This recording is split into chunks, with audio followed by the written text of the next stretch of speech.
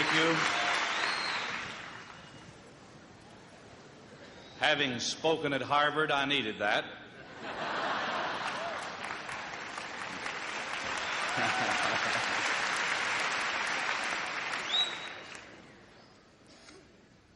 Some of you are wondering, how in the world did this ever get started? Well, it happens that this is a moral majority rally, and not really. It happens that the moral majority does a lot of prospect mailing, and we buy a lot of lists to do our prospect mailing.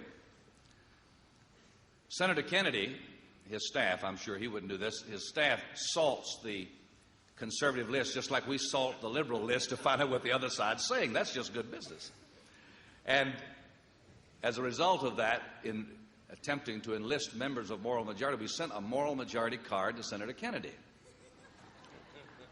And he remarked, "I know they're not all that happy with President Reagan, but this is ridiculous." To which Cal Thomas had a retort, and the senator had another retort.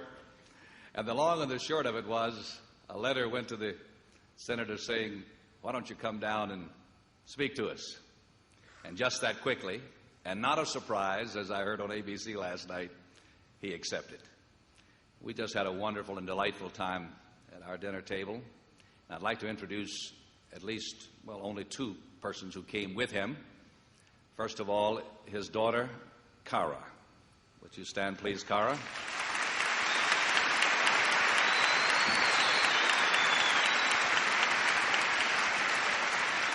And Cara is a recent college graduate, and I asked her personally if she was attached yet, and she asked me to mention that she's single. We'll be standing down here after the program.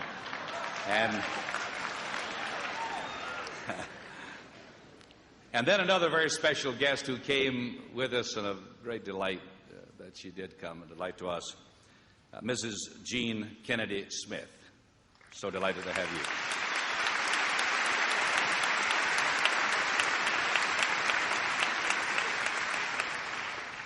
The senator got some horrendous mail from some of his constituents in Boston saying, "Why on earth are you going down there to Lynchburg to speak for that despot, that fanatic, that right-wing extremist?" I got a few. And the worst they called him was a liberal, but it's the adjectives in front of liberal that I can't quote here. But the consummation of it all is we're very, very happy to have Senator Kennedy as our first speaker in what will be this fall and next spring and every year, twice, once each semester, twice annually. Some of the leaders in America from different political perspectives invited here by the Political Science Department. And I want to say personally to the Senator, I'm so glad you came, and our family much appreciates the time out of your schedule. We were hoping that they were voting on something that we were pushing in the Senate tonight, and that we could take him out before the vote, but it just didn't happen that way, and so it's a non-plus all the way, just a good personal experience to have them here. The gentleman who's going to introduce the senator is chairman of the Department of History and Political Science, and was in 1960 one of the Kennedy kids, and worked for and helped elect President John F. Kennedy to the presidency of the United States. I want to introduce to you Dr. Jerry Comby.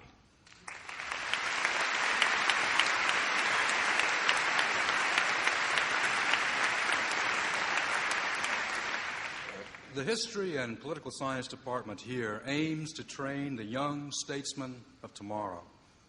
In the 1960s, the Kennedys proved that politics can be a young man's game. Ask not what your country can do for you, ask what you can do for your country. That challenge cut across Democrat and Republican, and yes, even liberal and conservative.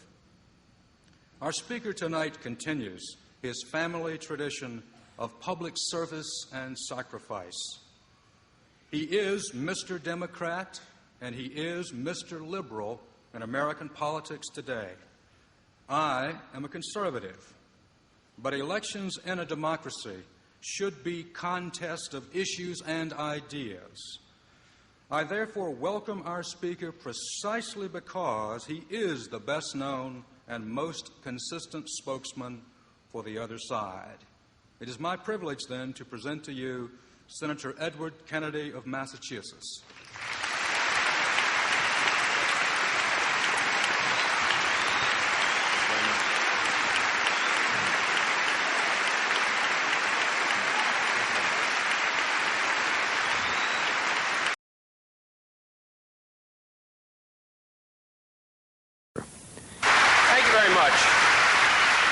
Professor Combe, for that generous introduction. And let me say that I never expected to hear such kind words from Dr. Falwell. So in return, I have an invitation of my own.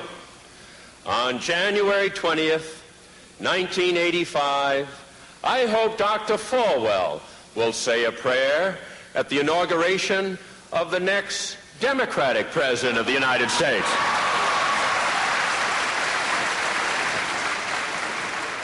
Now, Dr. Falwell, I'm not sure exactly how you feel about that.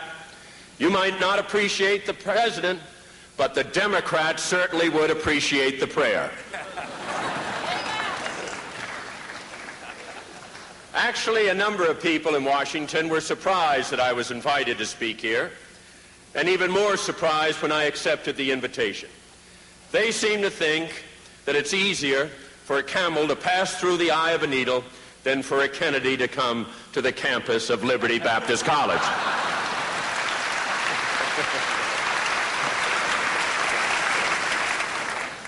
In honor of our meeting, I have asked Dr. Falwell, as your chancellor, to permit all the students an extra hour next Saturday night before curfew.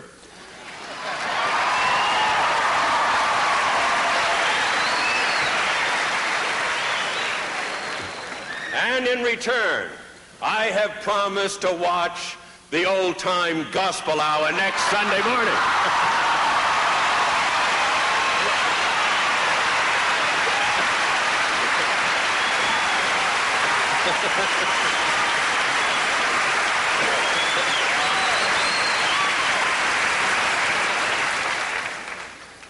I realize that my visit may be a little controversial, but as many of you have heard, Dr. Falwell recently sent me a membership in the moral majority, and I didn't even apply for it. And I wonder if that means I'm a member in good standing. Somewhat, he says. This is, of course, a non-political speech, which is probably best under the circumstances. Since I'm not a candidate for president, it would certainly be inappropriate to ask for your support in this election, and probably inaccurate to thank you for it in the last one.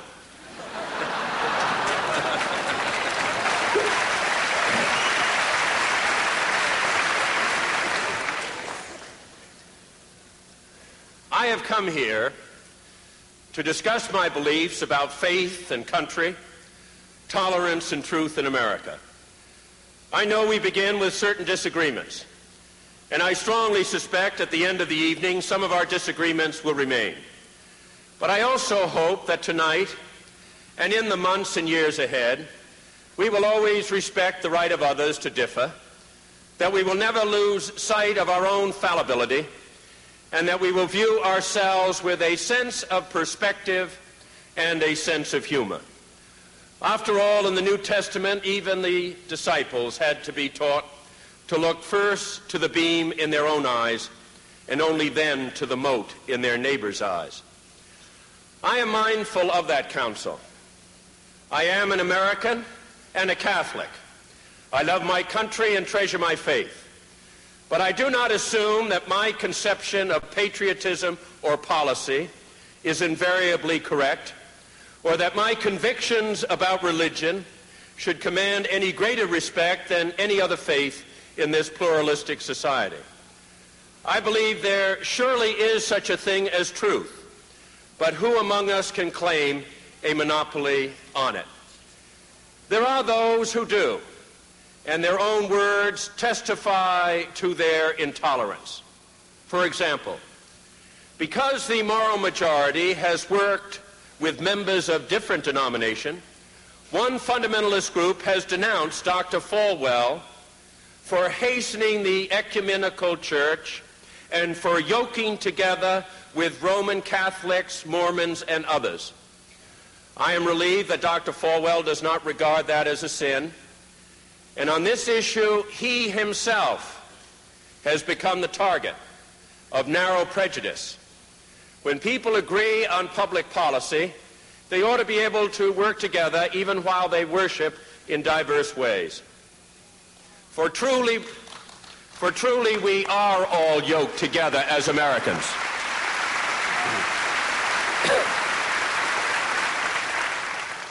And the yoke is the happy one of individual freedom and mutual respect. But in saying that, we cannot and should not turn aside from a deeper and more pressing question, which is whether and how religion should influence government.